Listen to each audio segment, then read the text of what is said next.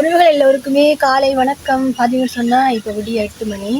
நான் வந்து நேற்று ஒரு ஃபார்ம் ஒன்று ஃப்ளவர் ஃபார்ம் ஒன்று போயிருந்தேன். நான் உங்களுக்கு அது இந்த வீடியோ போட்டிருக்கேன்.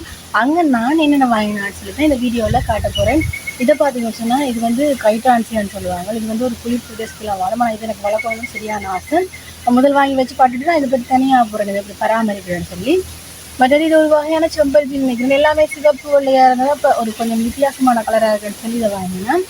மற்றது பார்த்தீங்கன்னு சொன்னால் பேபி ரோஸ் பாருங்க. பேபி ரோஸ் வந்து நான் 3 கலரில் வாங்கியிருக்கேன். வெள்ளை மற்றது பார்த்தீங்கன்னு சொன்னால் மஞ்சள் சிகப்புன்னு சொல்லி வாங்கியிருக்கிறேன். அதை விட பார்த்தீங்கன்னு சொன்னால் இங்கே பாருங்க சூரியகாந்தி வாங்கினா ஒன்று, சன்ஃப்ளவர் வாங்கியிருக்கிறேன். பாருங்க சூரியகாந்தி வாங்கியிருக்கேன். அதை விட இந்த ஜப்பான் ரோஸ் வந்து ஒரு 3 வாங்கினேன். இது வந்து சும்மா வச்சாலே வரும். நான் ஜப்பான் ரோஸ் தான் கேள்விப்பட்டிருக்கேன். இதுக்கு வேறு பேர் இருந்தால் நீங்கள் சொல்லுங்கள். இது வந்து 2 கலரில் இருக்குது. என்னட்டா இது டார்க் பிங்க்கும் மஞ்சளும் வெள்ளை கலர்லேயும் வாங்கியிருக்கேன்.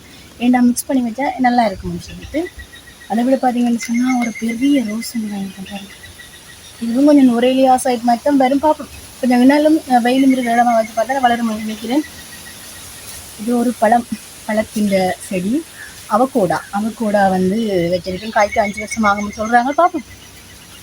மற்றது இது பார்த்தீங்கன்னு சொன்னால் கருவா ஒரு சின்னதாக தான் இருக்குது. நான் வச்சு வளர்த்து பார்ப்போம். கருவாலாம் தூள் அரைக்க போட்டால் செமையாக இருக்கும். இன்னும் அடுத்த வீடியோவில் சந்திப்போம்.